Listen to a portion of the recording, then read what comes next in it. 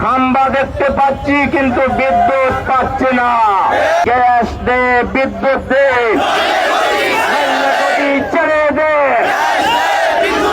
Gas দে, বিদ্যুৎ দে। খাম্বা দেখতে পাচ্ছি কিন্তু বিদ্যুৎ পাচ্ছি না। আমাদের চুলা আছে কিন্তু আমরা গ্যাস দেখতে পাচ্ছি না। আমাদের শিল্প কারখানাগুলো আজকে বন্ধ হয়ে আছে। আমাদের দেশের অর্থনীতির প্রধান প্রাণ বলতে পারেন যে গার্মেন্টস শিল্প, আজকে সেটা পচে বসতে শুরু করেছে।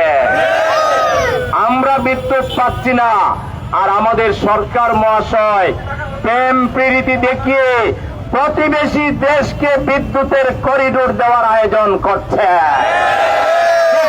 জানাই আমরা ভারতের সেবা দাস হওয়ার জন্য জুলাই আন্দোলন করি না।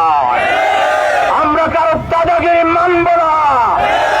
দাদাদের পদলন করে দেশে এক মুহূর্ত ক্ষমতায় থাকতে পারবেন না। আপনারা যদি কিবলা আবার সেই শেখ হাসিনার মতো ভারতমুখী বানান, আপনাদের পতন সময়ের ব্যাপার মাত্র। হয় সঠিকভাবে আপনারা রাষ্ট্র চালান, আর যদি চালাতে না পারেন তাহলে আপনারা সারেন্ডার করেন। আমরা বিদ্যুৎবিহীন ভাবে অন্ধকার করে বসে থাকতে পারি না। আমরা গ্যাস ছাড়া থাকতে পারবো না, এবং আমাদের কলকারখানাগুলো অচল থাকবে, এটা আমরা মেনে নিতে পারি না। সুতরাং আমরা সরকারের কাছে জোর দাবি জানাচ্ছি, অনতিবিলম্বে পর্যাপ্ত গ্যাস এবং বিদ্যুতের সাপ্লাই নিশ্চিত করতে হবে। বিদ্যুতের হিডেন বিল বন্ধ করতে হবে। গ্যাস এবং বিদ্যুতের যে দুর্নীতি আছে, অপচয় আছে, এটা বন্ধ করতে হবে।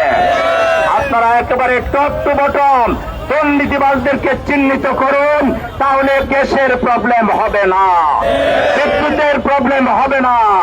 আজকে দুর্নীতিবাজ কর্মকর্তাদের কারণে, এমপি মন্ত্রীদের কারণে জাতির এই ভোগান্তি।